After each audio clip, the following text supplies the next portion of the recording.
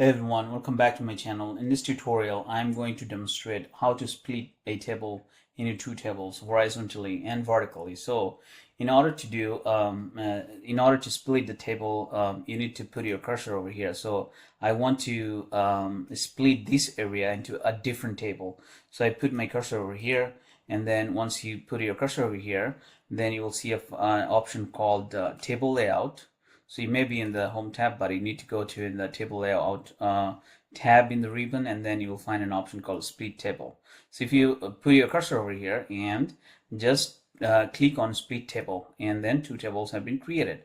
And if you want to rejoin them, just put your cursor over here and then press delete in your keyboard, and that joins the table. Okay, so now how can you split this table, this area into a different table? Okay, so in order to do that, select this area and press and drag it to the bottom.